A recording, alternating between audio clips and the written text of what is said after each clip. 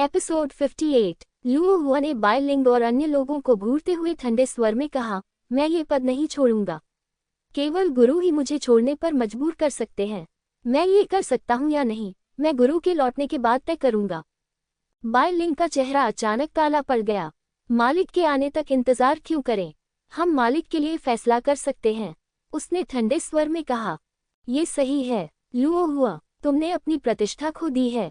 जल्दी करो और अपनी शक्ति छोड़ दो।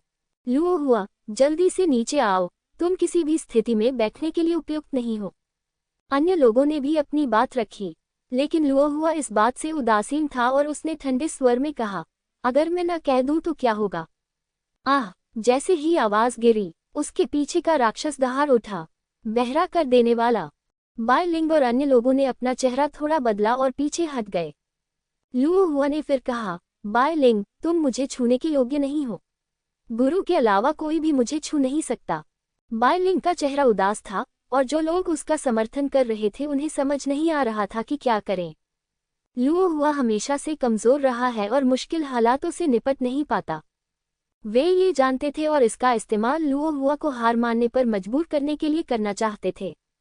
लेकिन उन्हें उम्मीद नहीं थी कि लुओ हुआ इतनी सख्त होगी और वह उनकी धमकियों और दबाव के सामने बिल्कुल भी पीछे नहीं हटी।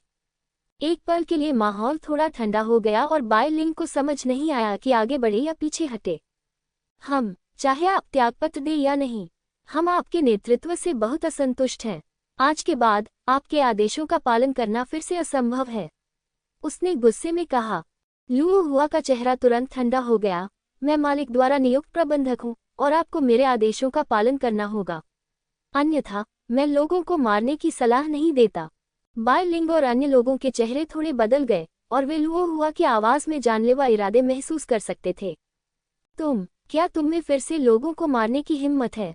एक अधेड़ उम्र का आदमी खड़ा हुआ और अविश्वास से बोला। बाय लिंग बिना कुछ बोले उस अधेड़ उम्र के आदमी को उदासीनता से देखती रही, लेकिन अगले ही पल उसके पीछे खड़ा राक्षस गुस्से से दहाड़ा, अधेड़ उम्र के आदमी के पास कुछ कदम आगे बढ़ा और उसे सीधे काट लिया। मध्यम आयु वर्ग के व्यक्ति को प्रतिक्रिया करने का मौका भी नहीं मिला और राक्षस ने उसे निगल लिया। इस दृश्य ने वहां उपस्थित सभी लोगों को भयभीत कर दिया। लुओ हुआ, उसने वास्तव में लोगों को मारने की हिम्मत की। तुमने वास्तव में किसी को मारने की हिम्मत की? जब मालिक वापस आएगा, मैं निश्चित रूप से तुम्हारी रिपोर्ट करूंगा। कहो कि तुम एक हत्यारे हो, बाय लिंग चिल्लाया। लुओ हुआ ने ठंडे स्वर में कहा, जब मालिक वापस आएंगे तो मैं उन्हें सब कुछ बता दूंगी। ये सचमुच जीवंत है। तभी एक आवाज धीरे से आई। आवाज तेज तो नहीं थी, लेकिन उसने तुरंत सबका ध्यान अपनी ओर आकर्षित कर लिया।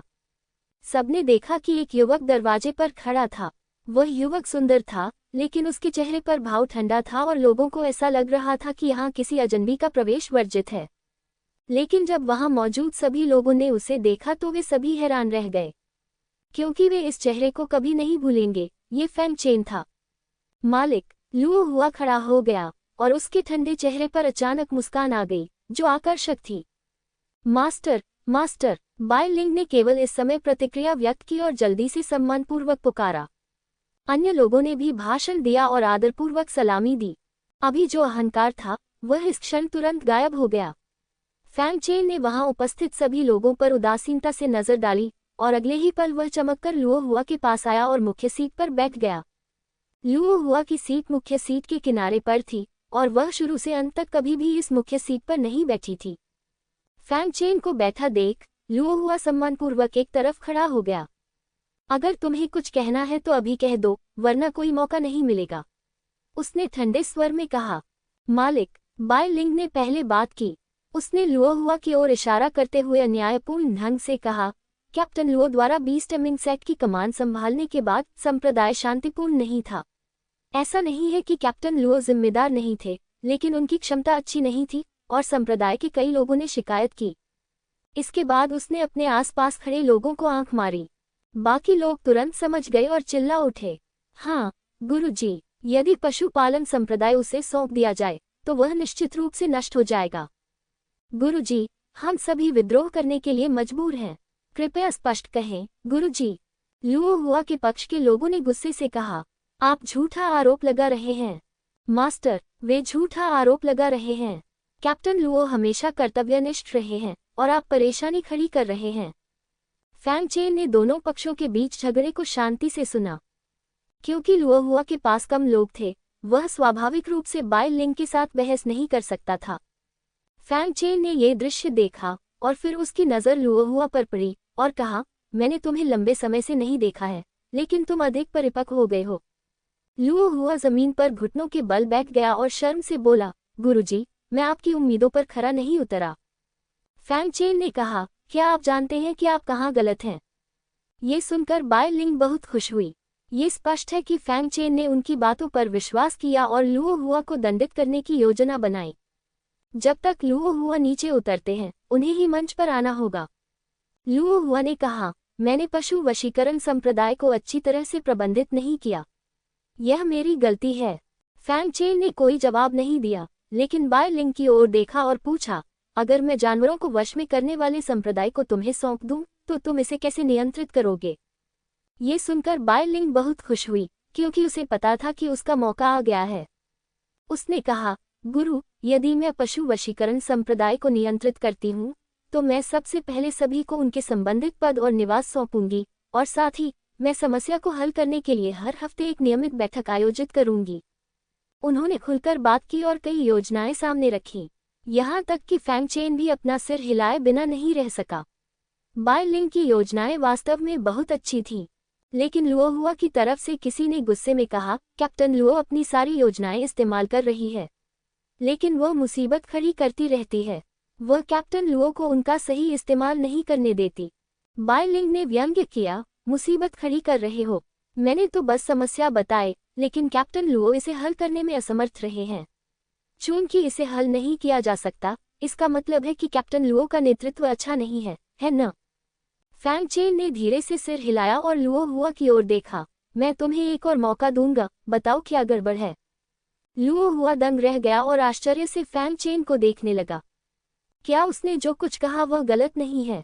बाकी लोग भी आश्चर्य से फैंग चेन को देखने लगे। उन्हें समझ में नहीं आया कि उसने क्या कहा। लुओ हुआ को याद आया कि फैंग चेन ने जाने से पहले क्या कहा था, और वह तुरंत समझ गया कि उसका क्या मतलब था। उसने सिर हिलाया और कहा, मुझे पता है कि मैं गलत थी। मुझे निर्णायक तरीके से हत्या करनी चाहिए और परेशानी का कोई निशान नहीं छोड़ना चाहिए।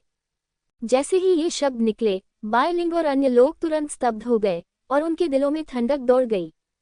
फैंग चेन हल्का सा मुस्कुराया। अगर लुओ हुआ हाई को यह समझ में नहीं आता कि उसका क्या मतलब है, तो वह बिना किसी हिचकिचाहट के लोगों को बदल देगा। ऐसी स्थिति में तो आपको पता है कि क्या करना है, उन्होंने कहा। हाँ, लुओ हुआ ने सिर हिलाया और फिर अपना हाथ हिलाया। राक्षस गुस्से से दहाड़ता हुआ बाय लिंग की ओर चला गया। प्लॉप, बेलिंग और अन्य लोग घुटनों के बल गिर पड़े। मास्टर, क्यों? मैंने ये सब आपके लिए किया। बेलिंग का चेहरा पीला पड़ गया, उसके चेहरे पर आंसू बहने लगे, जिससे लोगों को उस पर दया आ गई। ये कहना होगा कि जो मनुष्य स्वामी की सेवा कर सकते हैं, वे सभी रूप और स्वभाव में श्रेष्ठ होते हैं। यदि ये क्रियाएं किसी और के द्वारा की जाती तो वे निश्चित रूप से उन्हें नुकसान नहीं पहुंचा पाते। लेकिन फैंग चेन की अभिव्यक्ति अभी भी उदासीन थी, बिना किसी दया के। उन्होंने कहा, क्या तुम्हें अब भी याद है कि जाने से पहले मैंने क्या कहा था? बेलिंग को तुरंत समझ नहीं आया कि क्या कहना है। वह भूल गई थी कि फैंग चेन ने उस समय क्या कहा था। लुओ हुआ ने सरलता से कहा, स्थिर जीवन जियो, तुम जीवित रह सकते हो। मुसीबत खड़ी करो, मरो।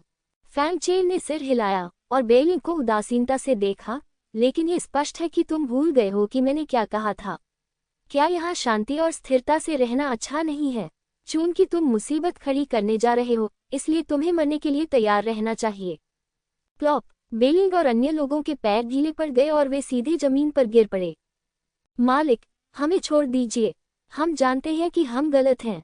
मास्टर, उसने हमें ऐसा करने को कहा था, हमें ऐसा करने के लिए मजबूर किया गया था। हम बस अधिक शक्ति चाहते हैं, हम परेशानी पैदा नहीं करना चाहते।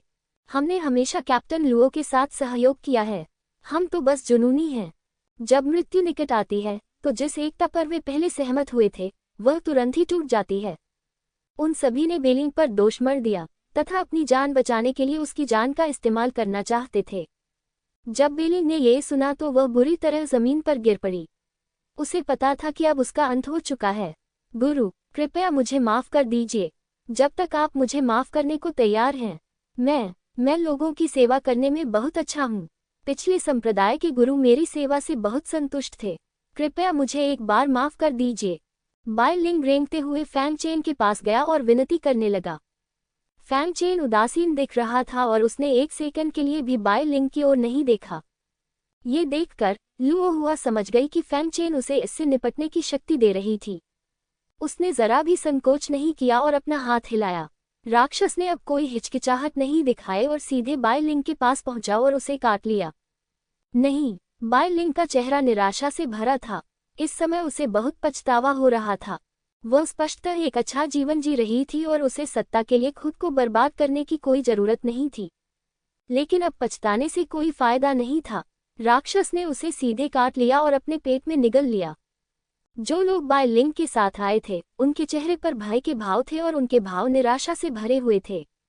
इस समय वे उस समय में वापस चले गए थे जब पशुपालन संप्रदाय अभी भी मौजूद था और उनके स्वामी उनके जीवन को गंभीरता से नहीं लेते थे। मारना है तो मारो, खेलना है तो खेलो। तब से अब तक कितना समय बीत चुका है और वे वास्तव में सोचते हैं कि वे पहले से ही पशु वशीकरण संप्रदाय के स्वामी हैं। अब ऐसा लगता है कि वे अभी भी नश्वर हैं और अमर लोगों के सामने उनका जीवन उल्लेखनीय नहीं है। दया, गुरु, दया। वे केवल फैंग चेन से विनती करते रह सकते हैं, इस उम्मीद में कि वह थोड़ी दया कर सके। लेकिन फैंग चेन ठंडे भाव के साथ मुख्य सीट पर बैठा रहा। उन्होंने सारी शक्ति लुओ हुआ को सौंप दी और वे दूसरे पक्ष के निर्णय में हस्तक्षेप नहीं करेंगे। राक्षस ने बाई लिंग को निगलने के बाद दूसरों को घूर कर देखा। राक्षस को अपनी ओर देखता देख वे पूरी तरह हताश हो गए। लेकिन अगले ही पल लुओ हुआ राक्षस के सामने खड़ा हो गया और उसे लोगों को खाने से रोक दिया। लुओ हुआ ने सम्मानपूर्वक फैंग चेन से कहा, मास्टर, अपराधी मर चुका है। ये लोग बस बाई लिंग के बहकावे में आ गए थे। मुझे विश्वास है कि वे भविष्य में कभी अपराध नहीं करेंगे। मुझे उम्मीद है कि मास्टर उनकी जान बख्श देंगे। हर कोई दंग रह गया। उन्हें उम्मीद नहीं थी कि लुओ हुआ इन लोगों के लिए बोलेगा। वे लोग बहुत हैरान हुए, लेकिन फिर वे अंतहीन कृतज्ञता में बदल गए। फैंग चेन ने लुओ हुआ को देखा, थोड़ा मुस्कुराया और संतुष्टि दिखाई। दूसरी पार्टी उसका इस्तेमाल लोगों का दिल जीतने के लिए कर रही है। मुझे विश्वास है कि ये लोग इस समय के बाद लुओ हुआ के प्रति वफादार रहेंगे। उन्होंने कहा, यहाँ सब कुछ आप पर निर्भर है। मैं इसमें हस्तक्षेप नहीं करूंगा। गुरु, आपका धन्यवाद। लुओ हुआ ने सिर झुकाया और फिर जमीन पर घुटने टेकने वालों से कहा, मुझे न मारने के लिए आप गुरु को धन्यवाद क्यों नहीं देते? उन लोगों ने केवल इस क्षण पर प्रतिक्रिया व्यक्त की और जल्दी से फैंग चेन के सामने झुककर कहा, धन्यवाद मास्टर। धन्यवाद मास्टर। ठीक है, फैंग चेन ने हाथ हिलाकर कहा, बाहर जाओ। स्वाभाविक रूप से उन लोगों ने वहां रुकने का साहस नहीं किया और लड़खड़ाते हुए चले गए। जल्द ही हॉल में केवल फैंग चेन और लुओ हुआ ही बचे थे। फैंग चेन ने पूछा, जब मैं दूर था तो क्या पशुपालन संप्रदाय सुरक्षित था? लुओ हुआ ने कहा, अभी भी परिधि से कुछ साधक हैं जो समय समय पर घुसपैठ करते हैं और ऐसा लगता है कि वे इस जगह को अवसर की जगह मानते हैं। लेकिन दानव पूर्वज कार्रवाई करेंगे और घुसपैठियों को मार देंगे। इसके अलावा उसने संप्रदाय में हाल ही में घटित हुई सभी घटनाओं की जानकारी दी और फैंग चेन ने धैर्यपूर्वक उसकी बातें सुनी। लेकिन घुसपैठियों के अलावा संप्रदाय में कोई बड़ी घटना नहीं घटी। अपनी बात समाप्त करने के बाद फैंग चेन ने कहा, ठीक है, मैं समझ गया। क्या मालिक को आराम की जरूरत है? क्या लुओ हुआ आपकी सेवा कर सकता है? लुओ हुआ ने सम्मानपूर्वक पूछा। फैंग चेन ने अपना सिर थोड़ा हिलाया, नहीं, तुम जाओ और अपना काम करो, मुझे दूसरे काम करने हैं। हाँ, लुओ हुआ थोड़ा निराश दिखे, लेकिन फिर भी उन्होंने आदरपूर्वक सिर झुकाया और चले गए। फैंग चेन लंबे समय तक हॉल में नहीं रुका और राक्षस पूर्वज को देखने के लिए पीछे के पहाड़ में निषिद्ध क्षेत्र में चला गया। जूनियर राक्षस पूर्वज को देखना चाहता है। फैंग चेन ने अपने हाथ झुकाए। अंदर आएं। राक्षस पूर्वज की आवाज धीरे धीरे आए और फिर निषिद्ध क्षेत्र का कोहरा छट गया, जिससे एक मार्ग दिखाई दिया। फैंग चेन ने निषिद्ध क्षेत्र में प्रवेश किया। उसकी बड़ी आंखें धीरे धीरे खुली और उसके शरीर पर लोहे की जंजीरों ने अचानक खड़खड़ाने की आवाज की। दानव पूर्वज ने फैंग चेन को घूरते हुए पूछा, क्या तुम घायल हो? फैंग चेन ने सिर हिलाया, हाँ, मैं इस बार अपने घावों को ठीक करने के लिए वापस आया हूँ। युवा मालिक कैसे हैं? सोने का अंडा तो ठीक है, लेकिन आकाशीय गड़गड़ाहट को अवशोषित करने के बाद वह गहरी नींद में सो गया। फैंग चेन ने धन्य भूमि पिंजरे को सक्रिय किया और सुनहरा अंडा उसकी बाहों में प्रकट हुआ। इस समय सुनहरा अंडा अभी भी सो रहा था। फैंग चेन ने पाया कि उसका शरीर पहले की तुलना में बड़ा गोलाकार लग रहा था और उसके शरीर पर लगातार गड़गड़ाहट हो रही थी। ये है स्वर्गीय गड़गड़ाहट की स्वर्गीय गड़गड़ाहट। राक्षस पूर्वज ने अपनी आंखें बड़ी करके पूछा, क्या तुम चट्टान से कूद गए थे? हाँ, फैंग चेन ने इसे नहीं छिपाया। दानव पूर्वज काफी देर तक चुप रहे और बोले, तुम सचमुच जीवित वापस आ सकते हो, यह एक चमत्कार है। फैंग चेन ने कड़वी मुस्कान के साथ कहा, हाँ, मुझे भी लगता है कि यह एक चमत्कार है। यदि दुआनमू जिंग द्वारा दिया गया खजाना न होता तो फैंग चेन वास्तव में आध्यात्मिक प्रवाह परत में मर जाता। राक्षस पूर्वज ने पूछा, आपने आध्यात्मिक प्रवाह परत में आध्यात्मिक ऊर्जा के साथ कैसे व्यवहार किया? बेशक मैंने इसे अपने शरीर में अवशोषित कर लिया। अब यह ऊर्जा मेरे शरीर में संग्रहित है। चोट के कारण मैं इसे परिष्कृत नहीं कर पाया। फैंग चेन ने कहा, आपके शरीर में? राक्षस पूर्वज बहुत देर तक चुप रहा और बोला, ये चमत्कार है कि तुम अभी भी जीवित हो। फैंग चेन ने उसकी बातों में कुछ सुना, इसलिए उसने पूछा, आप ऐसा क्यों कह रहे हैं, सर? आध्यात्मिक प्रवाह परत में आध्यात्मिक ऊर्जा अव्यवस्थित और हिंसक है। दुनिया द्वारा दिया गया समाधान इसे परिष्कृत करना है, लेकिन ये केवल महान गुरुओं के लिए उपयुक्त है। ग्रैंडमास्टर स्तर पर इस आध्यात्मिक ऊर्जा को परिष्कृत करने से केवल मृत्यु ही होगी। मृत्यु? फैंग चेन स्तब्ध रह गया। ग्रैंडमास्टर क्षेत्र वास्तव में अर्धअमर क्षेत्र है। केवल जब शरीर को आत्मा शरीर से अर्धअमर और अर्ध आध्यात्मिक शरीर में परिवर्तित किया जाता है तो ये हिंसक आध्यात्मिक ऊर्जा को परिष्कृत और अवशोषित कर सकता है। आप सिर्फ एक आत्मिक शरीर हैं। इस आध्यात्मिक ऊर्जा को अपने शरीर में समाहित करना एक टाइम बम की तरह है। एक बार यह फट जाए तो आप मर जाएंगे। आध्यात्मिक ऊर्जा जितनी ज्यादा देर तक आपके शरीर में रहेगी, विस्फोट की संभावना उतनी ही ज्यादा होगी। इसलिए यह एक चमत्कार है कि आप अभी भी जीवित हैं। ये सुनकर फैंग चेन दंग रह गया। उसे यह नहीं पता था। उसे किताबों में दर्ज अभिलेखों से बस इतना पता था कि स्पिरिट फ्लो लेयर को पार करने का यही सबसे संभावित रास्ता था। वह नहीं जानता था कि यह विधि उन लोगों के लिए लिखी गई थी जो स्पिरिट फ्लो लेयर यानी ग्रैंडमास्टर दायरे को पार कर सकते थे। उन्हें उम्मीद नहीं थी कि ऐसे लोग भी होंगे जो झोयुआन क्षेत्र में चट्टान से कूदने का साहस करेंगे। उनकी नज़र में ये लोग पागल नहीं बल्कि मूर्ख थे। फैंग चेन ने अपने दांत पीस लिए जब उसने सोचा कि ये लिंग और अन्य लोग अभी भी उसका पीछा कर रहे हैं। अरे वाह, क्या उन लोगों को यह नहीं सोचना चाहिए कि मैं बर्बाद हो चुका हूँ? उन्होंने वास्तव में मुझे निचले लोक तक खदेड़ दिया है। ऐसा करने में उन्हें कितनी सावधानी बरतनी होगी। और वह कमीना जिसने मुझे चट्टान की खाई में फेंक दिया, क्या वह मुझे मरते हुए देखना चाहता था? उसने किसी ऐसे व्यक्ति के बारे में सोचा जिसने उसे बचाया था और चट्टान के दायरे में फेंक दिया था। यह उसे बचाने के लिए नहीं था, बल्कि ये देखने के लिए था कि क्या वह सीमा पार कर सकता है। लेकिन फिर उसे फिर से दुआनमू जिंग का ख्याल आया। उसका चेहरा भारी था। दुआनमू जिंग को कैसे पता था कि मैं सीमा में कूद जाऊंगा? स्टार बॉक्स स्पष्ट रूप से आत्मा प्रवाह परत का विरोध करने के लिए तैयार था। उन्होंने महसूस किया कि दुआनमू भाई बहन सरल नहीं थे। तुम अभी भी जीवित हो, ये भगवान और दानव शरीर की वजह से है। इन दो शक्तियों ने आध्यात्मिक ऊर्जा को दबा दिया और तुम्हें आत्मविनाश से रोक दिया। मुझे कहना होगा कि तुम बहुत किस्मत वाले व्यक्ति हो। अगर तुम एक भी कदम चूक गए तो तुम जीवित वापस नहीं आ सकते। दानव पूर्वज ने अर्थपूर्ण ढंग से कहा। फैंग चेन ने निर्विवाद रूप से सिर हिलाया। यदि सोने के अंडे, देव और दानव शरीर और तारा बक्से न होते तो उसे नहीं पता कि वह कितनी बार मर चुका होता। तुम्हें जल्दी से जाकर अपने घावों को ठीक करना चाहिए और फिर इस छिपे हुए खतरे को हल करने के लिए आध्यात्मिक ऊर्जा के उस समूह को परिष्कृत और अवशोषित करना चाहिए। राक्षस पूर्वज ने फिर कहा, हाँ, तो मैं वापस चला जाऊंगा और पहले अपने घाव ठीक करवाऊंगा। फैंग चेन ने इस आध्यात्मिक ऊर्जा को अपने शरीर में और अधिक समय तक रहने देने की हिम्मत नहीं की और वह अपने हाथ झुकाकर जाने वाला था।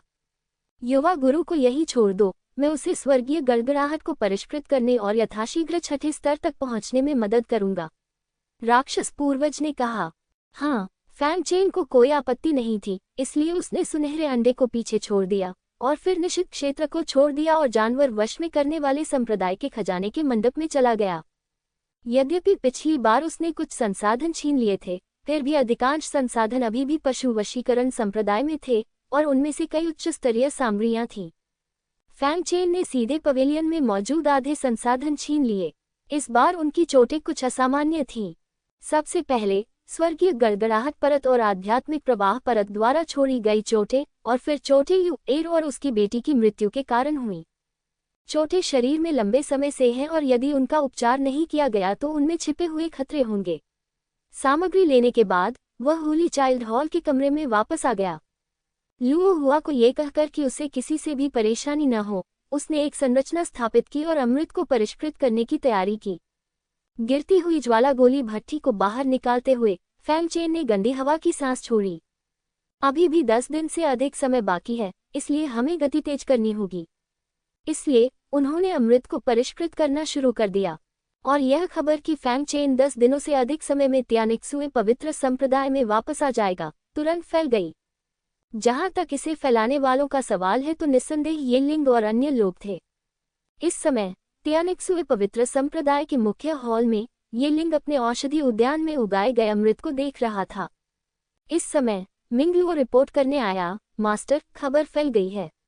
इसमें ज्यादा समय नहीं लगेगा।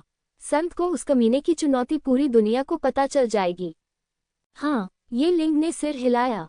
मिंगलुओ ने असमंजस में पूछा, मास्टर, आप उस कमीने के लिए गति क्यों बनाना चाहते हैं? गति निर्माण, ये लिंग ने हंसते हुए कहा, ये गति पैदा करने के लिए नहीं है, यह उसे मौत के लिए तैयार करने के लिए है। अंत मिंगलुओ अभी भी हैरान था। ये लिंग ने किनारे पर रखी लौकी उठाए और अपने अमृत को सींचने के लिए कुछ आध्यात्मिक जल लिया। उन्होंने कहा, संप्रदाय में पुरानी प्रावस्तुएं बहुत ही चेहरे सचेत हैं, विशेष रूप से संत का नाम, जो पूरे त्यानिक्सुए पवित्र संप्रदाय का प्रतिनिधित्व करता है। वह कमीना पहली बार अपनी पत्नी को तलाक देने आया था। चूंकि यह संप्रदाय के नेता का पारिवारिक मामला था, इसलिए उन्होंने इसे बर्दाश्त कर लिया। लेकिन इस बार मामला अलग है। दोनों पक्षों के बीच निर्णायक लड़ाई में अगर संत जीतता है तो हर कोई खुश होता है, लेकिन अगर वह हार जाती है तो उस दिन स्नोसेन संप्रदाय की महिमा बहुत कम हो जाएगी, और वे पुरानी प्रावस्तुएं स्वाभाविक रूप से इस कमीने को नहीं छोड़ेंगी जो संप्रदाय की गरिमा को नुकसान पहुंचाता है। मिंगलुओ दंग रह गया, लेकिन फिर बोला, लेकिन संत की हार की संभावना बहुत कम है। बेशक मैं जानता हूं कि वह कमीना संत को नहीं हरा सकता, लेकिन अगर वह कमीना चट्टान से गिरकर बच सकता है तो इसका मतलब है कि वह कुछ हद तक असाधारण है। ये बोलते हुए उसकी आंखों में ठंडक चमक उठी, इसलिए हम उसे इस बार बचने का कोई मौका नहीं दे सकते। चाहे वह जीते या हारे, वह त्यानिक्सुए पवित्र संप्रदाय को नहीं छोड़ पाएगा। युवा स्वामी बुद्धिमान है। मिंगलुओ ने उनकी प्रशंसा की। ये लिंग की अभिव्यक्ति सामान्य हो गई और उसने कहा, जाओ और देखो कि मास्टर को एकांतवास से कब रिहा किया जाएगा। बस मामले में मास्टर को अंदर बैठने देना सबसे अच्छा है। हाँ, मिंगलुओ पीछे हट गया। ये लिंग ने अमृत को देखा और व्यंग्यात्मक लहजे में कहा, कमीने, इस बार तुम कभी वापस नहीं आओगे। एक शहर, एक रेस्तरां। जब ये खबर फैली तो फैंग चेन और झाओ शिमाई के बीच लड़ाई स्वाभाविक रूप से भिक्षुओं के बीच चर्चा का विषय बन गई। रेस्तरां में कई टेबलों पर विभिन्न क्षेत्रों के भिक्षुगण उत्साहपूर्वक चर्चा कर रहे थे। ये निचले क्षेत्र का भिक्षु इतना बहादुर है, उसने वास्तव में संत झाओ शिमाई को चुनौती देने का साहस किया है। क्या वह सचमुच सोचता है कि वह 3 स्तरों को पार करने के बाद संत से लड़ सकता है? हंसते हंसते लोटपोट हो जाओ। पिछली बार उसने संत को तलाक दे दिया था और उसने उससे बहस नहीं की थी, फिर भी उसने उसे चुनौती देने की हिम्मत की। ये वास्तव में एक फिजूल खर्ची है। कुछ लोगों ने अपना सिर हिलाया और फैंग चेन के प्रति अत्यंत घृणा व्यक्त की। अचानक एक आदमी और औरत उनके सामने आ गए। युवक खांसते हुए बोला, तुम्हें नहीं पता, लेकिन मेरे पास और भी विस्तृत जानकारी है। मुझे पता है कि दोनों पक्ष अचानक क्यों लड़ना चाहते हैं। जैसे ही ये शब्द निकले, उन्होंने तुरंत सभी का ध्यान आकर्षित कर लिया। ओह, ये ताओवादी साथी जानता है। युवक ने अपने हाथ कमर पर रखे और कहा, बिल्कुल सही खबर है। तो जल्दी से बोलो, किसी ने चिल्लाकर कहा। युवक सूखी खांसी के साथ धीरे से बोला, अरे साथी ताओवादियों, मेरे साथ कुछ गड़बड़ है। मैं न तो खाता हूँ और न ही पीता हूँ, और जब बोलता हूँ तो हकलाता हूँ। सब लोग दंग रह गए। ऐसा भी कोई व्यक्ति है? ये सिर्फ भोजन और शराब था, इसलिए किसी ने इस पर ज्यादा ध्यान नहीं दिया। एक व्यक्ति ने कहा, साथी ताओवादी, आओ और मेरे साथ यहाँ बैठो। आप अपनी इच्छानुसार खा सकते हैं और पी सकते हैं। जब युवक और युवती ने ये सुना तो वे तुरंत खुश हो गए और मेज पर आकर बैठ गए। युवक ने अपने हाथों को मोड़कर कहा, बहुत बहुत धन्यवाद साथी ताओवादी। बृहस्पति निचले छोर पर है। क्या आप अपना उपनाम जानते हैं? ये युवक डुआनमू जिंग है और लड़की स्वाभाविक रूप से डुआनमू बेक्सू है। तब डुआन जुपिटर को आमंत्रित करने वाले ताओवादी मित्र ने अपने हाथ उठाए और कहा, मैं यांगिजी नदी के निचले क्षेत्र में हूँ, मुझे नहीं पता। वह अभी भी भाई बहन के प्रति विनम्र होना चाहता था, लेकिन डुआनमू शिंगहे और डुआनमू बेक्सू ने पहले ही चॉपस्टिक उठा ली थी और खाना शुरू कर दिया था। इस दृश्य ने वहां उपस्थित सभी लोगों को अचानक चौंका दिया।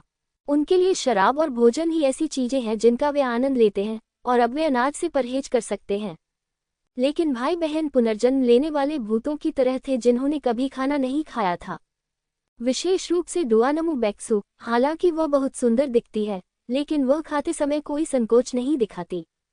बहन, इसे मत छीनो, इस सुअर के पैर मेरे भाई के हैं। बाहर निकलो, ये सुअर के पैर मेरे हैं। क्या तुम समझती हो एयू?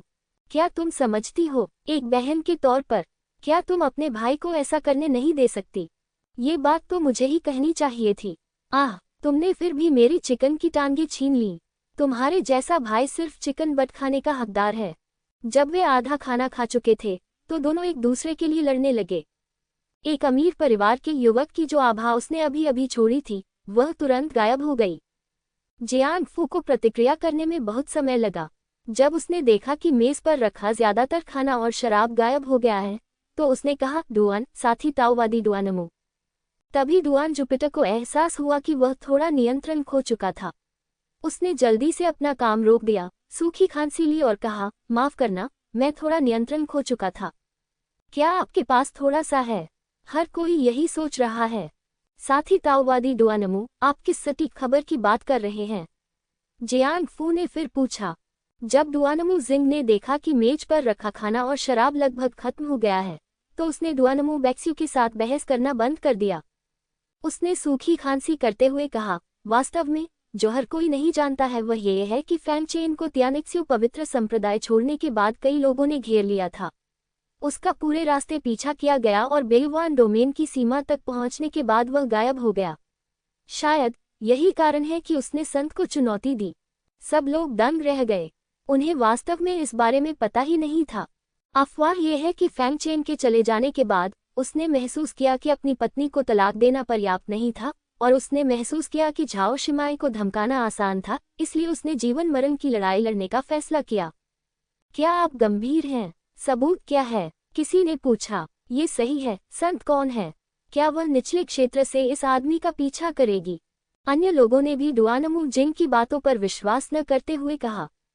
डुआनमू जिंग ने परवाह नहीं की और मुस्कुराते हुए कहा, जब फैंगचेन ने त्यानिक्स्यू पवित्र संप्रदाय को छोड़ दिया तो कई लोगों ने उसका अनुसरण किया। कई लोगों ने ये दृश्य देखा और हर कोई जानता था कि फैंगचेन उसके बाद गायब हो गया। इसके बाद पूरा दर्शक मंडल चुप हो गया। उस समय वहां बहुत से लोग मौजूद थे, इसलिए स्वाभाविक रूप से उन्होंने इसे अपनी आंखों से देखा। इसके अलावा उस समय फैंगचेन ने झाओ शिमाई को बुरी तरह से अपमानित किया था।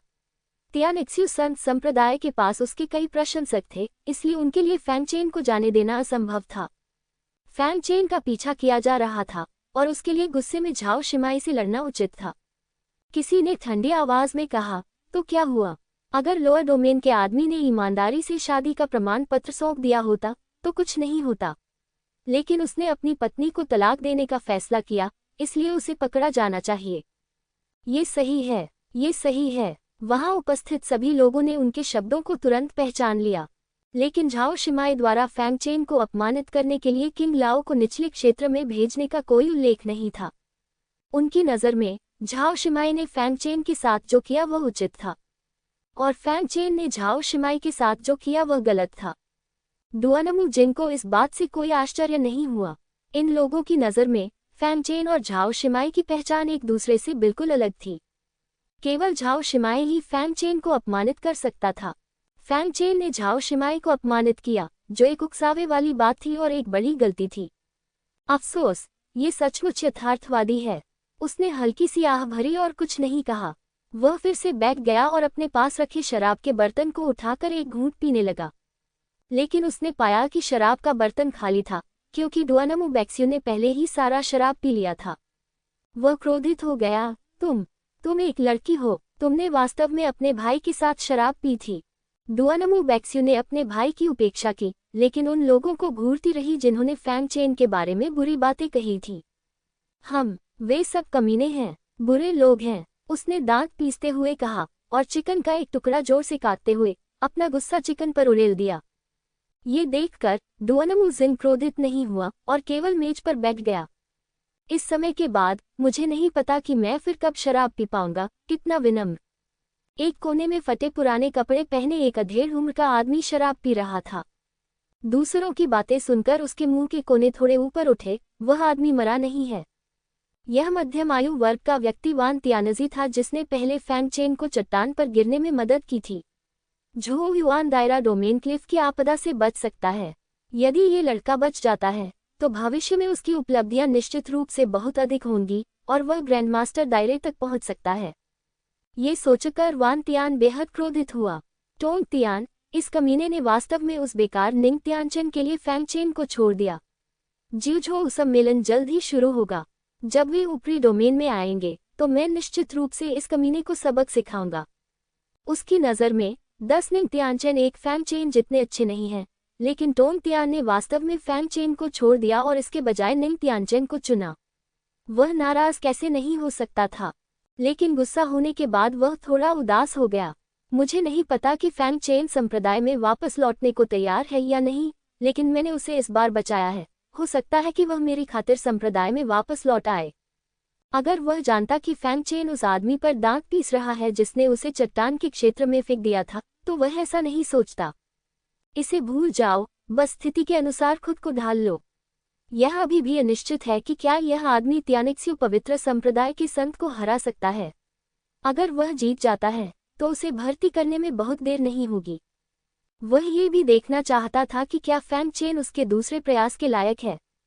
दूसरी ओर फैंग चेन ने पिछले कुछ दिनों में गोलियों की दर्जनों बोतलें परिष्कृत की हैं, जिनमें से एक छोटा सा हिस्सा विशिष्ट उपचार गोलियां हैं, और उनमें से अधिकांश साधना को मजबूत करने और सार और मज्जा को साफ करने के लिए हैं।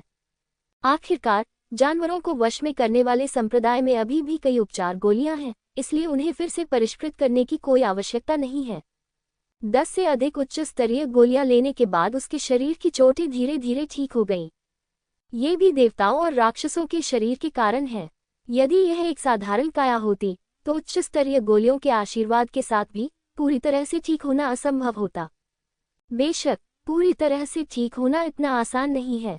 आखिरकार ये डोमेन चट्टान में गिरने से छोड़ी गई चोट है, और आकाशीय गड़गड़ाहट और अराजक आध्यात्मिक शक्ति के कारण होने वाली क्षति को केवल धीरे धीरे ही ठीक किया जा सकता है। कुछ दिनों बाद जब ये पुष्टि हो गई कि चोट अब कोई बड़ी समस्या नहीं रही, तो उन्होंने गहरी सांस छोड़ी। मैं आध्यात्मिक प्रवाह परत द्वारा छोड़ी गई आध्यात्मिक ऊर्जा को अवशोषित कर सकता हूँ। मुझे नहीं पता कि इसे अवशोषित करने के बाद मेरी ताकत में कितना सुधार हो सकता है। यद्यपि आध्यात्मिक प्रवाह परत की आध्यात्मिक ऊर्जा हिंसक और अराजक है, एक बार जब यह शुद्ध हो जाती है तो यह अत्यंत शुद्ध आध्यात्मिक ऊर्जा में बदल जाएगी। बस एक निशान 100 से अधिक आत्मा पत्थरों से अधिक है। यद्यपि अधिकांश साधक ये जानते हैं, फिर भी कौन डरावने चट्टानी क्षेत्र में जाने की हिम्मत करेगा।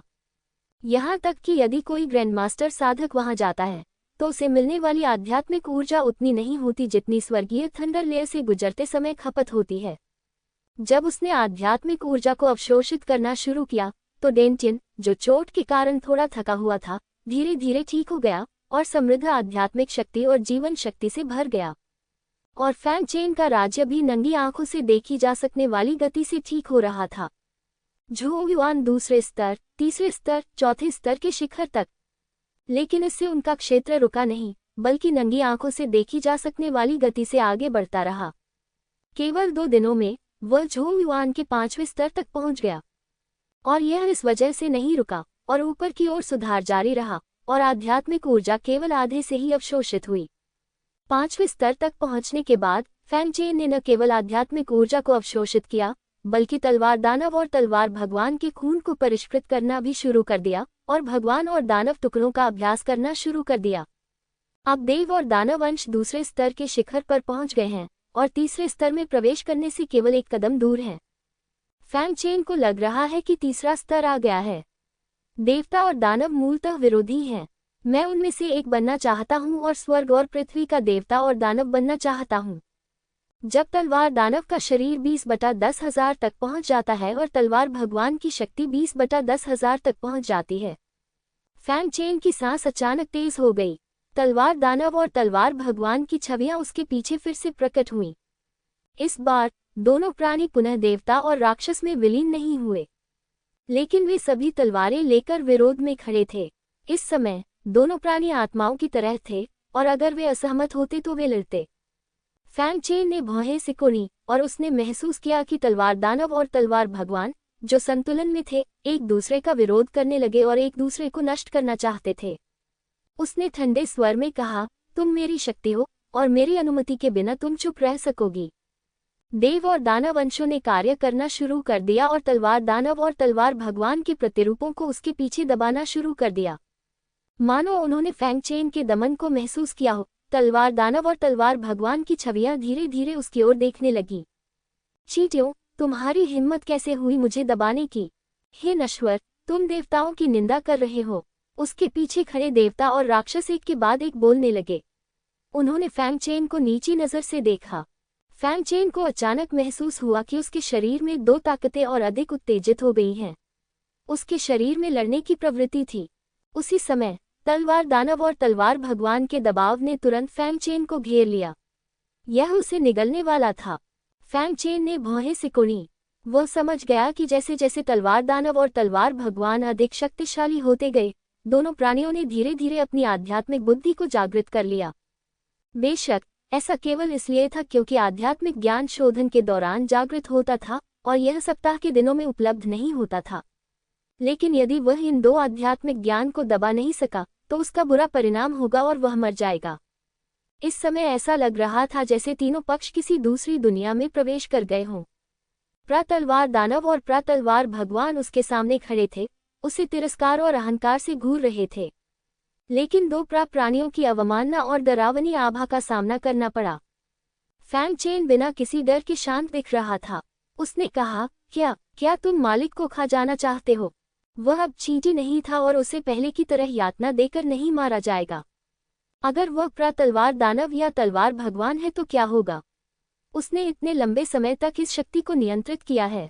अगर वह आत्मसात शक्ति के कुछ 10,000वें हिस्से को भी दबा नहीं सकता है, तो देवताओं और राक्षसों के मार्ग पर चलते रहने की कोई जरूरत नहीं है। भगवान को खाओ। हा, चींटी, क्या तुम जानती हो कि तुम किस बारे में बात कर रही हो? प्रातलवार दानव क्रोधित था। एक राक्षसी शक्ति फूट पड़ी। एक साधारण मनुष्य यदि ईश्वर का स्वामी होने का दावा करने का साहस करता है तो तुम मारे जाने के लायक हो। प्रातलवार देवता भी क्रोधित हो गए और उनकी बढ़ती दिव्य शक्ति ने अनगिनत तीखे ब्लेडों की तरह फैंग चेन पर वार किया। बाहर फैंग चेन के शरीर में तलवार भगवान और तलवार दानव की शक्ति को अब दबाया नहीं जा सका और पूरी तरह से विस्फोट हो गया और फैंग चेन के शरीर को निगलना शुरू कर दिया। एक बार निगल जाने पर फैंग चेन निश्चित रूप से मर जाएगा। अगर मैं यहाँ आऊं तो मुझे कुछ नहीं कहना है, लेकिन तुम सिर्फ आध्यात्मिक रक्त शक्ति हो जिसे मैंने परिष्कृत किया है और वह मेरी है। तुम मेरे सामने घमंडी होने के योग्य नहीं हो। अगले ही क्षण देव और दानव अंश सक्रिय हो गए और इन दोनों शक्तियों का दमन करना शुरू कर दिया। फैंग चेन, जिसे देवताओं और राक्षसों के टुकड़ों से आशीर्वाद मिला था, तुरंत ताकत में विस्फोट हो गया, जिससे तलवार दानव और तलवार भगवान की शक्ति का दमन हो गया। इस समय फैंग चेन का आंकड़ा इन दो प्राणियों के सामने एक विशालकाय की तरह था और उसने सीधे दो ताकतों की बेचैनी को दबा दिया। लेकिन ये दो शक्तिशाली व्यक्ति इस वजह से कैसे आत्मसमर्पण कर सकते थे? चींटी, भले ही मेरी ताकत 10,000वें हिस्से से भी कम हो, फिर भी तुम मुझसे नहीं लड़ सकती। मैं प्रातलवार देवता हूँ, इस दुनिया का सबसे महान देवता। क्या आप मुझे आत्मसमर्पण करवाना चाहते हैं? सपने देखो। दोनों सेनाओं की पूरी ताकत फट गई और फैंग चेन, जो देवताओं और राक्षसों के शेष अध्यायों को सक्रिय करने की पूरी कोशिश कर रहा था, एक बार फिर संकट में था। वह भौंचक्का रह गया, लेकिन वह डरा नहीं था और उसने टकराव का आनंद भी लिया। इस तरह के टकराव जितने अधिक होते गए, देवताओं और राक्षसों के बारे में उनकी समझ उतनी ही गहरी होती गई। देवताओं और दानवों के टुकड़ों के तीसरे स्तर को तोड़ने के लिए एक कदम और करीब। लेकिन देवताओं और राक्षसों की शक्ति बहुत भयंकर है। अगर ऐसा ही चलता रहा तो फैंग चेन निश्चित रूप से मर जाएगा। दुनिया में कोई देवता या राक्षस नहीं है। मैं इस दुनिया में नंबर 1 देवता और राक्षस बनना चाहता हूँ। यदि यह सफल हो गया तो स्वर्ग और पृथ्वी के सभी देवता और दानव मेरे सामने आत्मसमर्पण कर देंगे। अगर मैं असफल हो जाऊं, नहीं, मैं असफल नहीं होऊंगा। फैंग चेन के मन में एक आवाज गूंजी। फैंग चेन दंग रह गया। यह आवाज गहरी और दूर की थी और यह निश्चित रूप से उसकी अपनी नहीं थी। यह आवाज किसकी हो सकती है? क्या ऐसा हो सकता है? देवताओं और राक्षसों के बचे हुए अध्यायों का अस्तित्व बनाओ। इस समय ध्वनि फिर से शुरू हुई। आज मैं देवताओं और राक्षसों का दमन करने में आपकी सहायता करूंगा। यदि आप भविष्य में वास्तव में देवता और राक्षस बन सके तो मुझे बताइए कि कैसा महसूस होगा। टकराना। अचानक एक शक्ति फैंग चेन के दिमाग में प्रवेश कर गई। अगले ही पल वह तीसरे स्तर से टूट गया। शेष झिल्ली तुरंत टूट गई और वह सफलतापूर्वक देवताओं और दानवों के टुकड़े के तीसरे स्तर में प्रवेश कर गया। ये हो चुका है। फैंग चेन बहुत खुश है। ये देखकर कि देवताओं और राक्षसों की शक्ति अभी भी हिल रही थी, उसने उपहास किया और कहा, मैं देखूंगा कि इस बार आप कितने उग्र हैं। वह जोर से चिल्लाया और देवताओं और दानवों के टुकड़ों के तीसरे स्तर को सक्रिय कर दिया। अचानक देवताओं और राक्षसों की शक्ति, जो अभी तक अत्यंत अभिमानी थी, एक पल में उसके द्वारा दबा दी गई थी। इतना ही नहीं, देवताओं और दानवों के अंशों के संचालन के तहत देवताओं और दानवों की शक्तियां फिर से विलीन होकर एक हो गईं। ये कैसी शक्ति है? नहीं, यह एक कौशल है। किस तरह का कौशल वास्तव में मेरे भगवान के वंश को दबा सकता है? ये कैसे संभव है? मैं वास्तव में तलवार दानव के साथ विलय कर रहा हूँ। क्या तुम जानते हो कि तुम क्या कर रहे हो? तुम स्वर्ग के विरुद्ध जा रहे हो। ये रास्ता काम नहीं करेगा। ये रास्ता स्वर्ग और पृथ्वी के नियमों के विरुद्ध है। तुम अपनी कब्र खुद खोद रहे हो। तलवार दानव और तलवार देवता की आध्यात्मिक बुद्धि ने एकीकरण को महसूस किया और वे ऐसे दहाड़ते रहे मानो वे उल्टे तराजू को छू रहे हों। ऐसा लग रहा था कि फैंग चेन ने कुछ विश्वासघाती और अनैतिक काम किया था। लेकिन चाहे वे कितना भी चिल्लाएं, ये बेकार था और साथ ही उनका आध्यात्मिक ज्ञान धीरे धीरे नष्ट हो गया। लानत है, अगली बार जब मैं जागूंगा तो मैं तुम्हें पूरी तरह से खा जाऊंगा। ये भगवान तुम्हें नहीं छोड़ेगा। देवताओं और दानवों ने क्रोध से दहाड़ना शुरू कर दिया, जो अंततः नीले धुएं में बदल गया और नष्ट हो गया। फैंग चेन के शरीर में देवता और राक्षस फिर से दबा दिए गए और धीरे धीरे स्थिर हो गए। उसी समय उसकी साधना का स्तर अप्रत्याशित रूप से फिर से टूट गया। झोंग युआन दायरे के 7वें स्तर तक पहुंच गए। छोटे टावर ने जवाब दे दिया और 14वीं मंजिल खुल गई। लेकिन इससे पहले कि फैंग चेन खुश हो पाता, उसके मन में फिर से आवाज गूंजी। दुनिया की शुरुआत से ही देवता और दानव एक दूसरे के विरोधी रहे हैं। दोनों पक्ष प्राकाल से ही एक दूसरे से लड़ते रहे हैं और स्वाभाविक दुश्मन हैं। मैं विशेष हूँ क्योंकि मेरे पिता शैतान हैं और मेरी माँ भगवान है। मैं जन्मजात भगवान और शैतान हूँ। उस समय मैंने अपने बारे में बहुत अच्छा सोचा, ये सोचकर कि मैं एक शाश्वत मार्ग, देवताओं और राक्षसों का मार्ग पा सकता हूँ। शुरुआत में मेरी साधना बहुत सुचारू रूप से चली और मैं हमेशा के लिए दुनिया का पहला प्रतिभाशाली व्यक्ति बन गया। लेकिन जैसे जैसे मैं मजबूत होता गया, देवताओं और राक्षसों की शक्ति से प्रतिकर्षण की भावना हर रात मजबूत होती गई। अंत में मैं केवल स्थिरता बनाए रखने के लिए अपना सर्वश्रेष्ठ प्रयास कर सका और मेरी साधना इससे अधिक करीब नहीं आ सकी। संभावना की उस किरण को खोजने के लिए मैंने देवताओं और राक्षसों की शक्ति को बलपूर्वक एक कर दिया। लेकिन अंत में यह विफलता में समाप्त हो गया। ऐसा लगता है कि यह रास्ता एक मृत अंत है। ये सुनकर फैंग चेन कांप उठा। देवताओं और राक्षसों का रास्ता, कोई अनुमान नहीं। लेकिन अगली आवाज ने फैंग चेन को और भी हताश कर दिया। उत्तराधिकारी, यदि आप इस मार्ग पर कदम रखते हैं और यहाँ जो कहा जा रहा है उसे सुनते हैं, तो इसका मतलब है कि आप एक मृत अंत में हैं। फैंग चेन उलझन में दिख रहा था। अगर यह रास्ता बंद हो जाता तो क्या वह इस रास्ते को छोड़ नहीं देता? लेकिन अगली आवाज ने फैंग चेन को कारण बताया। देवताओं और राक्षसों का मार्ग अन्य मार्गों से अलग है। जो लोग इसमें कदम रखते हैं वे केवल अभ्यास करना जारी रख सकते हैं। यदि आप देवताओं और राक्षसों की शक्ति की साधना करना बंद कर देते हैं तो आपका शरीर धीरे धीरे निगल लिया जाएगा। एक बार निगल जाने के बाद आप पूरी तरह से देवताओं और राक्षसों की कठपुतली बन जाएंगे और आत्मविनाश कर लेंगे।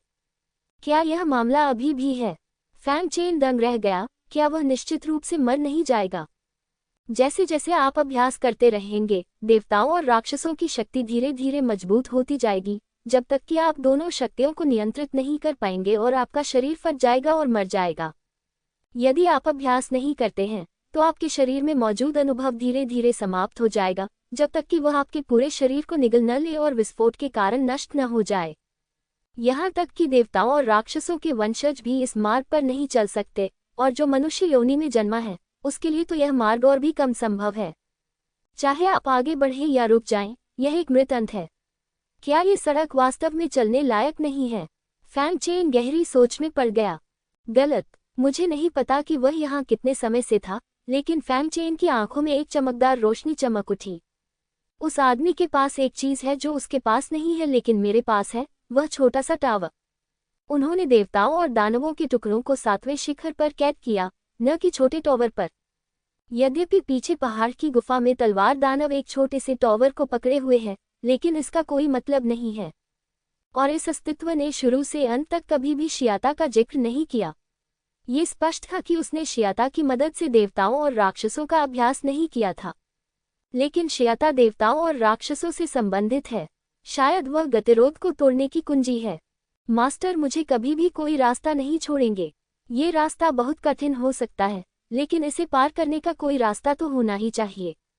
उसने आकाश की ओर देखा और सोचा कि उस आवाज ने क्या कहा था। अनंतकाल का अजीब रास्ता, देवताओं और राक्षसों का रास्ता। चूंकि मैं इस रास्ते पर चल पड़ा हूँ, इसलिए मैं बीच में कभी हार नहीं मानूंगा। इस तथाकथित बंद रास्ते ने उस समय उनकी जान बचाई जब वे सबसे अधिक खतरे में थे। उस क्षण से उन्हें इस रास्ते पर विश्वास हो गया और उन्होंने कभी इस पर संदेह नहीं किया। यही कारण है कि उनका ताओवादी हृदय चट्टान की तरह दृढ़ है। स्वर्ग और पृथ्वी के नियमों की अवहेलना, स्वर्ग के विरुद्ध जाना। क्या साधना का यह मार्ग स्वर्ग के विरुद्ध जाना नहीं है?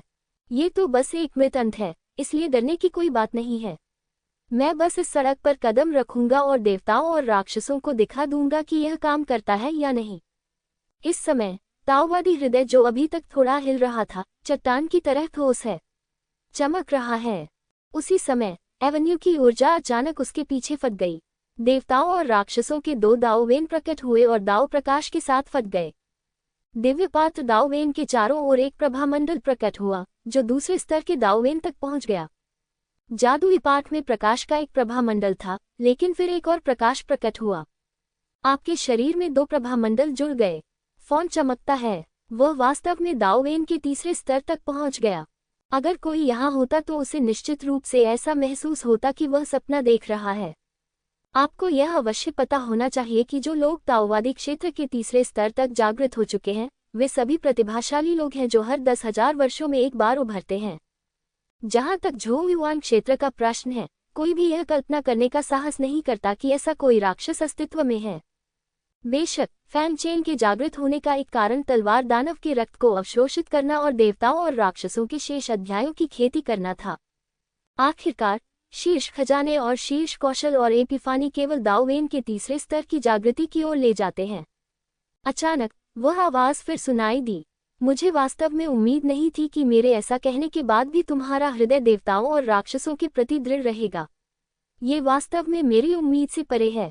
ये सुनकर फैंग चेन चौंक गया। क्या ये हो सकता है कि उसने जो कुछ कहा वह खुद की परीक्षा थी? देवताओं और राक्षसों का मार्ग कोई अंत नहीं है। तुम्हें बहुत खुश होने की जरूरत नहीं है। मैंने जो कुछ भी कहा है, उसमें से कुछ भी झूठ नहीं है। बस अगर तुम उस समय हार मान लोगे, तो यह वास्तव में एक मृत अंत होगा। आवाज ने कहा। एक मृत अंत? फैंग चेन हैरान रह गया। आवाज आगे कहती रही, इसके बाद मैं तुम्हें देवताओं और राक्षसों का तीसरा स्तर सिखाऊंगा। यह एकमात्र तरीका है जिससे तुम इसे प्राप्त कर सकते हो। यदि तुम यह अवसर खो देते हो, तो तुम हमेशा के लिए निचले 3 स्तरों पर ही रह सकते हो जब तक कि तुम देवताओं और राक्षसों की शक्ति से नष्ट नहीं हो जाते। खाओ और मर जाओ। फैंग चेन को अचानक एहसास हुआ कि मामला यही था। ये वास्तव में एक मृत अंत है। देवताओं और राक्षसों के शेष अध्यायों के बिना वास्तव में उसके पास मरने का केवल एक ही रास्ता होगा। आवाज ने फिर कहा, जहां तक अंतिम 3 स्तरों की बात है, तब तक प्रतीक्षा करें जब तक आप जीवित छठे स्तर तक नहीं पहुंच जाते। इससे पहले कि फैंग चेन कुछ प्रतिक्रिया दे पाता, एक ऐसी याद अचानक उसके दिमाग में आ गई जो उससे संबंधित नहीं थी।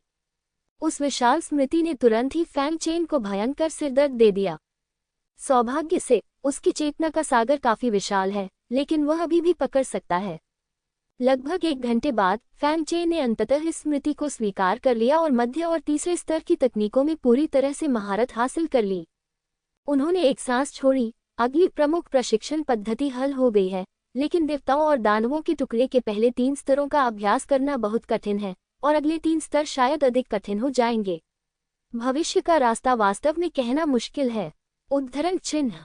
ये सोचकर वह कड़वी मुस्कान के बिना न रह सका। छोड़ो, चलो पहले छोटे टॉवर में प्रवेश करें और देखें कि वहां क्या खजाने हैं।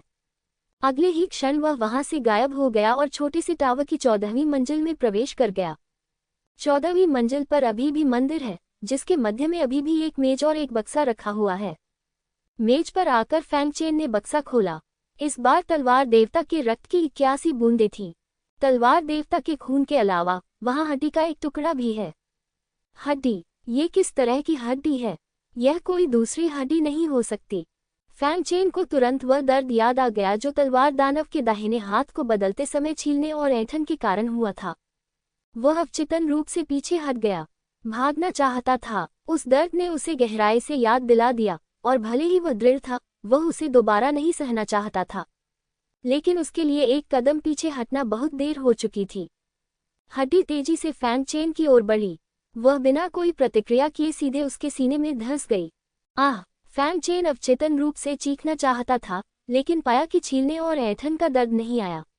हड्डी तुरंत ही स्वर्गीय दानव की हड्डी के दूसरी ओर आ गई और फिर सीधे उसमें धंस गई, उसकी हड्डियों और रक्त से जुड़ गई और एक उज्ज्वल दिव्य प्रकाश उत्सर्जित किया। इस समय फैंग चेन को लगा कि उसे ईश्वर के मार्ग की गहरी समझ है, और साथ ही ईश्वरीय वचनों और ताओवाद का प्रकाश और भी उज्ज्वल हो गया है। तीसरे स्तर के दाओवन के स्तर पर एक हल्की सफलता है। ये है स्वर्ग की दिव्य हड्डी।